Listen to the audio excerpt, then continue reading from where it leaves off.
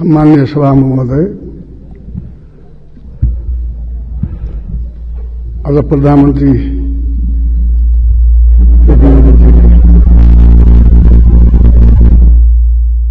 विश्वासु मत थाहा पाउँदा पाउँदै म विश्वास मत पाउँदिनँ, तै पनि उहाँले विश्वास मत माग्नु भएको छ। सर्वप्रथम कोभिड-19बाट मृत्यु हुनेहरूलाई श्रद्धाञ्जली व्यक्त गर्दै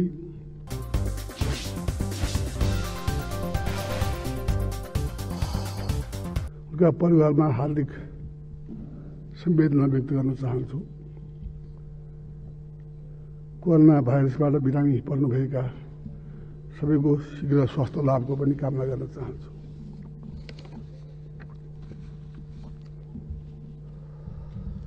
आज प्रतिनिधि सभाको यो बैठक बसिरहेको बेला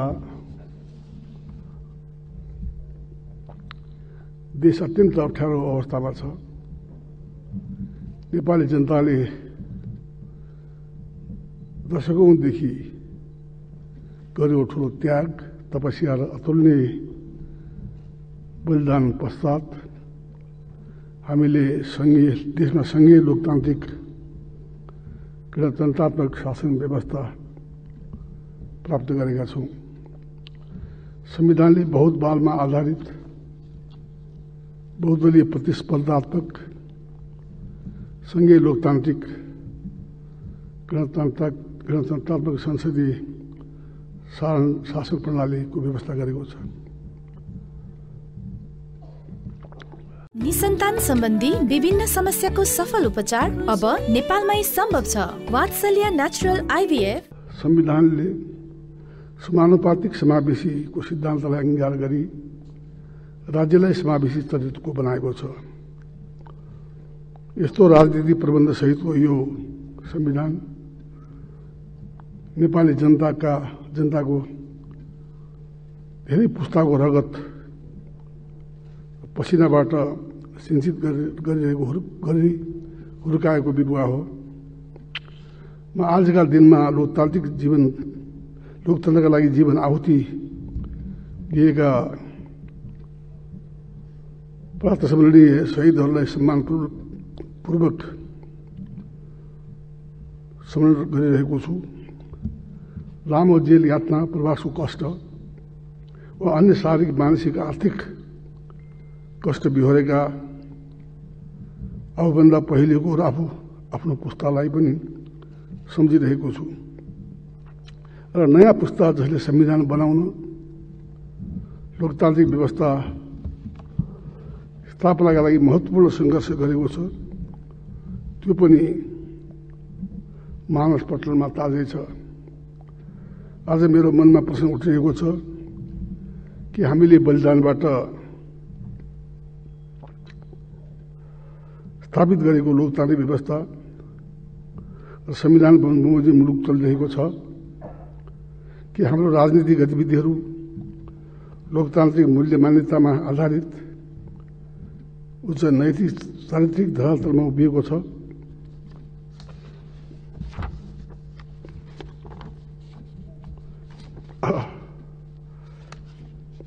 के देश नेपाली जनताको हितका लागि केन्द्रित छ?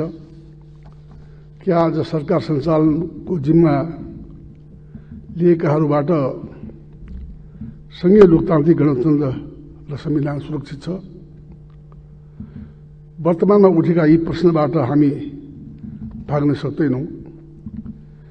इतिहासले पनि भोलि यी प्रश्नको जवाब खोजिरहेको छ। संविधान निर्माण भइसकेपछि को पहिलो संसदीय निर्वाचनमा तत्काल नेकपा एमाले र नेकपा माओवादीको गठबन्धनले झन्डै 2/3 मत प्राप्त गरेर यो सरकार गठन भएको हो। आज 3 वर्ष माननीय प्रधानमन्त्रीले प्रतिनिधि विश्वास मत लिनका लागि आउनु परेको छ। यसको लागि को जिम्मेदार छ?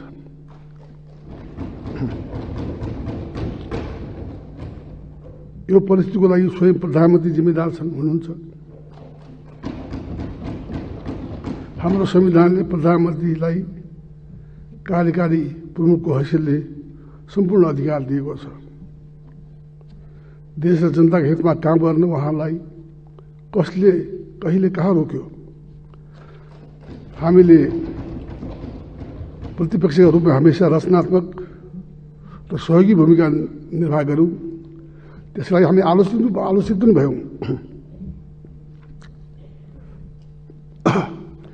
आफू कार्यकारी प्रमुख प्रधानमन्त्री हुने अनि अरूमाथि दोष थोपर्ने,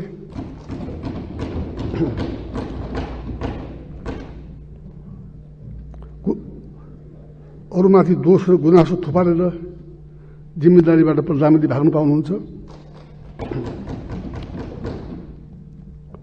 यो सरकार गठनपछि विगत 3 वर्षको मूल्याङ्कन गर्दा माननीय केपी शर्मा ओलीजीको सरकार पूर्ण रूपले असफल भएको छ।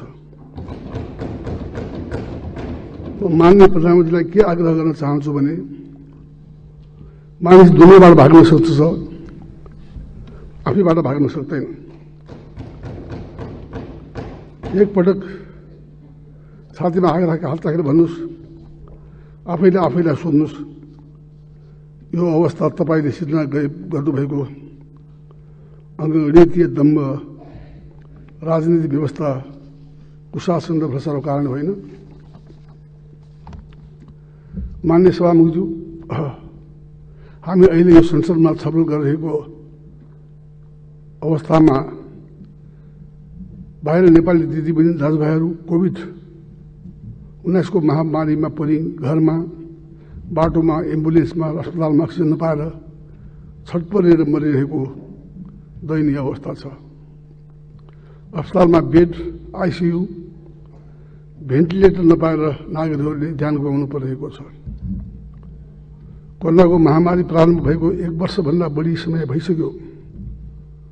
सरकारले नियन्त्रण रोकथामको कुनै व्यवस्था गरेको छैन। हाम्रो पार्टीले कोभिड-19 को प्रकोप प्रारम्भ हुँदा नै सरकारलाई सहयोग गर्ने प्रतिबद्धताका साथै समयमै निर्माण र रोकथामको उपाय अपनाउन पटक पटक ध्यान आकर्षण गराउँदा पनि सरकार सचेत र गम्भीर देखिएन। विज्ञहरूले कोभिड-19 को पटक पटक लहराउन सक्ने जुनसुकै बेला जोखिम बढ्न सक्ने भनी दिएको चेतावनीलाई सरकारले सुन्दै सुनेन। संविधानमा कोभिड-19 विरुद्धको खोपको व्यवस्था गरेन, जुन कुरा समय अगाडि नै गर्नु पर्थ्यो। फलस्वरूप अहिले नेपाल विश्वमा नै कोभिड-19 को उच्च जोखिममा रहेको देशहरूको गणनामा राखिएको छ। यस्तो अवस्था आउनुमा यो सरकार पूर्ण रूपमा जिम्मेदार छ कि छैन? बेलेमा सरकारले काम गर्नुपर्ने काम नगरेको, सामलानी अपनाएका कारण भयावह अवस्था सिर्जना भएको छ। 2 हप्ता अगाडि संक्रमितको संख्या निकै बढ्न थालेको अवस्थामा प्रधानमन्त्रीजी ठूलो तामझामका साथ तयार हुनु बाँकी नै रहेको धरालाई उद्घाटन गर्न जानुभयो। यो गैर जिम्मेदारीको नमुना हो।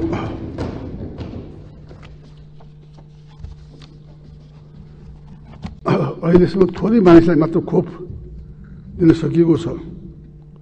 कमिसनको कारण खोप आउन नसकेको कुरा सार्वजनिक भइसकेको छ। जनताको जीवन रक्षा गर्ने औषधिमाथि पनि भ्रष्टाचार गर्नु अमानवीयता, अनैतिकता र गैर जिम्मेदारीको पराकाष्ठा जनता विरुद्धको अक्षम्य अपराध हो। जनताको जीवन रक्षा गर्नुपर्ने सरकार स्वयं जीवनदायी औषधि खोप भ्रष्टाचारमा संलग्न हुनुले पनि यो सरकारको नैतिक चरित्र उदाङ्गो भइसकेको छ। 1 वर्ष पहिले कोभिड-19 को पहिलो लहर सुरु हुँदा सरकारले आयात गरेको स्वास्थ्य सामग्री, पीपीई, कोभिड-19 को परीक्षणको सामग्री, मास्क, सेनिटाइजर, अत्यावश्यक औषधिमा भ्रष्टाचार भयो अनि खोपमा भ्रष्टाचार भएको छ। यो भन्दा निर्लज्जता के हुन सक्दछ? व्यापारी घरानाहरूलाई पोस्टका लागि तपाईँले नेपाली जनताको जीवन दाउमा लाग्नु भएको तथ्य इतिहासले बिर्सिन्छ। म यस सम्मानित सदन मार्फत माननीय प्रधानमन्त्रीलाई स्मरण गराउन चाहन्छु, औषधि बुरो नपाएर कुनै नेपाली ज्यान गुमाउनु पर्ने छैन भने तपाईँले नै भन्नुभएको हो कि आज ज्यान गुमाइरहेका नेपाली होइनन्। कहाँ गयो तपाईँको प्रतिबद्धता?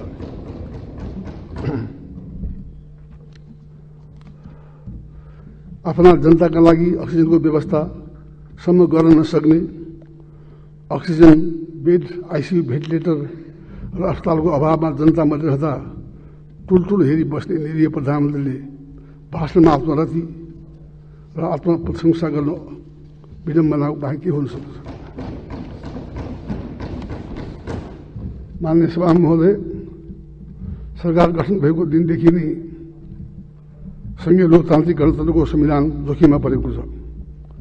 सरकार गठनसँगै संविधान भत्काउने काम सुरु भयो। प्रतिनिधि सभा सदस्यको शपथ ग्रहण नगरिकनै कुनै मान्य सदस्यले यो सभा र समितिको स्वाभाविक काम कारबाहीमा भाग लिन नपाउने व्यवस्था संविधानले गरेको छ। तर मान्य प्रधानमन्त्रीजीले प्रतिनिधि सभाको सदस्यको शपथ नलिई प्रधानमन्त्री नियुक्त हुनुभएको हो। प्रतिनिधि सभाको सभामुख र उपसभामुख फरक दलको प्रतिनिधि हुनुपर्ने संविधानको भावनालाई अव्याख्या गरी दल एकीकरण भएपछि एकै दलका प्रतिनिधि कायम राख्नुभयो। संविधानको यो बाध्यात्मक व्यवस्थालाई लत्याउने बदलित राखी हालसम्म पनि प्रतिनिधि सभालाई उपसभामुख बिना राख्ने काम भएको छ। यो राख्नुमा जिम्मेदार को छ? देशको प्रदेश सभामा पनि सभामुख र उपसभामुख फरक दलबाट हुनुपर्ने संवैधानिक व्यवस्थालाई ठाडै इन्कार गर्ने काम भएको छ। उहाँले असंवैधानिक र लोकतान्त्रिक तवरले प्रतिनिधि सभाको विघटन गर्नुभयो। प्रतिनिधि सभा विघटनलाई हामीले तत्कालै असंवैधानिक, अलोकतान्त्रिक र अधिनायकवादी सर्वसत्तावादी कायम ठहर गर्यौं।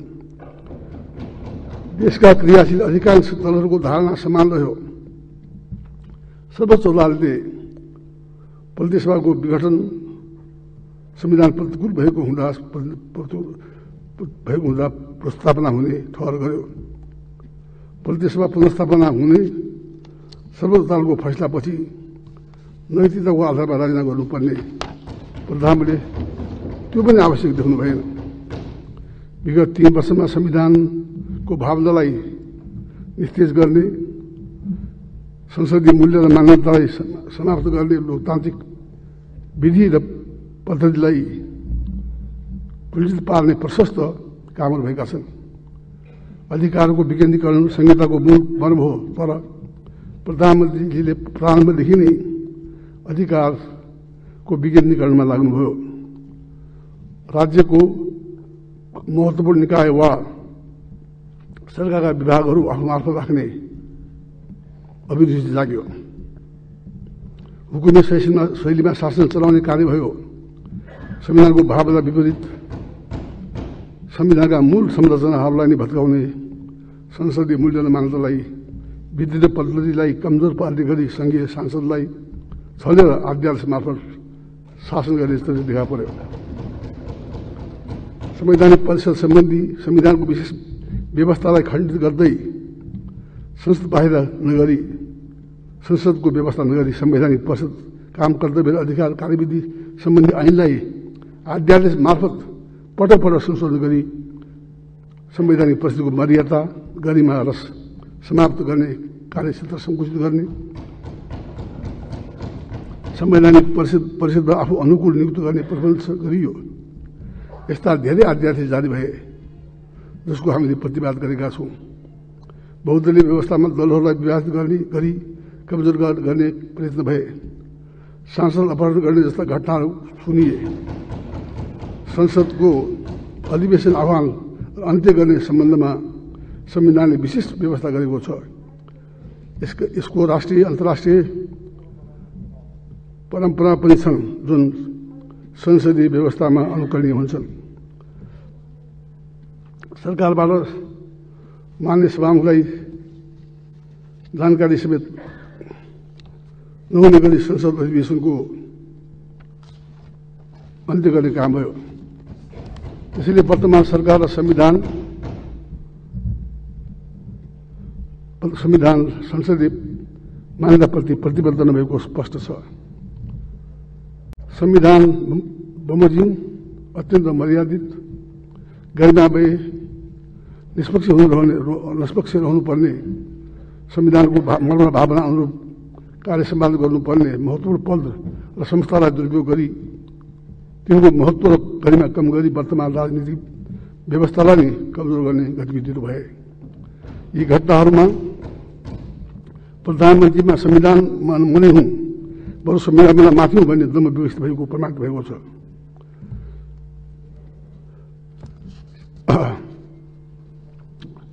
मान्य संविधान सभामुख महोदय, बितेका 3 वर्षमा देशमा भ्रष्टाचार मौला आयो। भ्रष्टाचारका ठुला ठुला काण्ड भए। सरकारको बहुमूल्य जग्गा र सम्पत्ति बिना मूल्य व्यापारिक घरानाहरूसँग मेलमुतो गरी लिजको नाममा दिए। मन्त्री स्वयं कमिसनको खेलमा लागेको घटना सार्वजनिक भए। कोभिड-19 को रोकथाम र नियन्त्रणमासँग सम्बन्धित औषधि सामग्री खोप खरिदको अनियमितता सतहमा आयो। राष्ट्रिय गौरवका महत्त्वपूर्ण योजनाहरू आर्थिक अनियमितता र भ्रष्टाचारको कारण अल्पत्ता परेका छन्। यी कुनै पनि विषयमा विश्वसनीय छानबिन र कारबाही नभएको तथ्य हेर्दा प्रधानमन्त्रीको भ्रष्टाचार नियन्त्रणमा रुचि भएको देखिएन। बरु प्रधानमन्त्रीले अनियमितताको बचाउ गरेको देखियो। सरकारले सुशासनको प्रत्याभूति गर्न सकेन। मान्य सभा महोदय, संविधानको कार्यान्वयनको सन्दर्भमा पनि सरकार असफल भयो। संहितालाई सुदृढ गर्न तत्काल बनाउनु पर्ने आवश्यक कानून हालसम्म बनेका छैनन्। फलस्वरूप प्रदेश सभा सरकार स्थानीय तहले संविधान बमोजिम आफ्ना अधिकारको प्रयोग गर्न सकेका छैनन्। यस विषयमा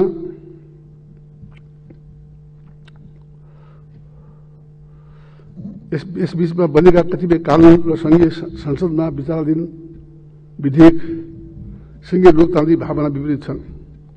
मौलिक हकको सही कारणका लागि गर्नुपर्ने कानुनी व्यवस्थापन फितलो रह्यो।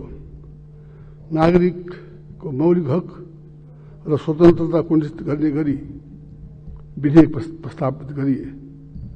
सूचनाको हक, प्रेस स्वतन्त्रतालाई कमजोर गर्ने प्रयास भए। नागरिकको सांस्कृतिक हक समाप्त गर्ने प्रयत्न भयो। शान्ति प्रक्रियाका बाँकी काम अल्पत्ता परेका छन्। नेपाली कांग्रेसको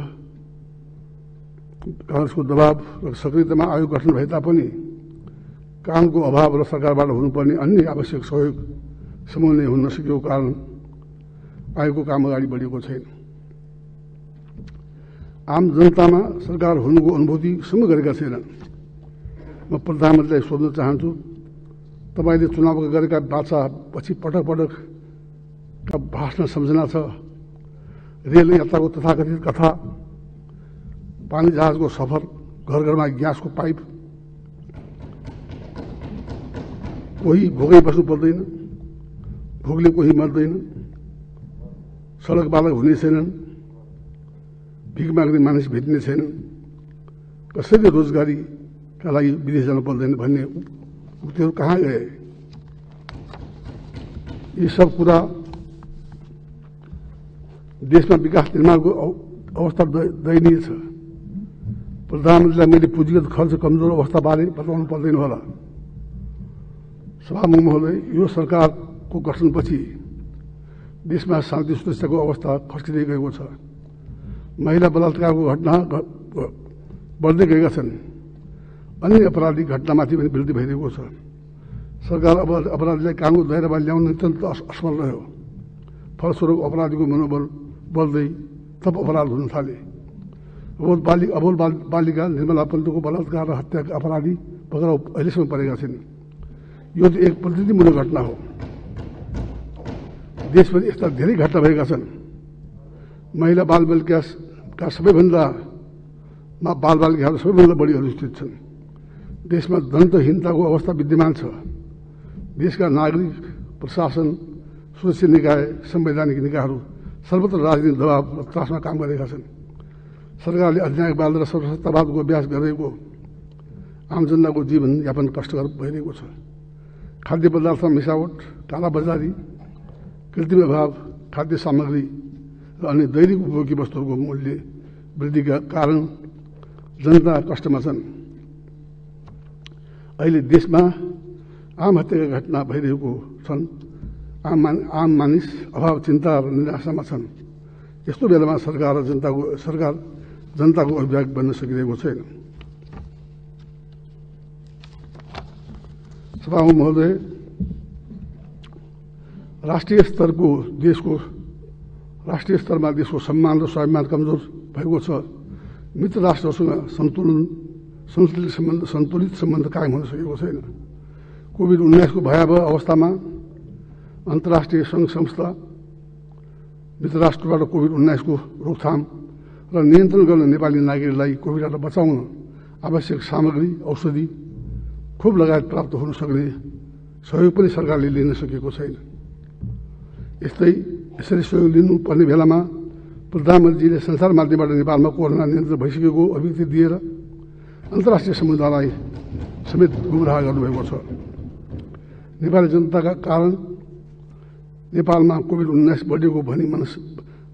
बढेको भनी मान्ने प्रधानमन्त्रीले आफ्नो कमजोरीलाई ढाकछोप गर्न काम गर्नुभएको छ। राष्ट्रको कूटनीतिक क्षमता अत्यधिक कमजोर भएको छ। मित्र राष्ट्रहरूसँग विगतमा भएका सहमति सम्झौताको कार्यान्वयन नभएको आरोप देशको विश्वस्तरमा ह्रास आएको छ। अन्तिममा नेपाली जनताले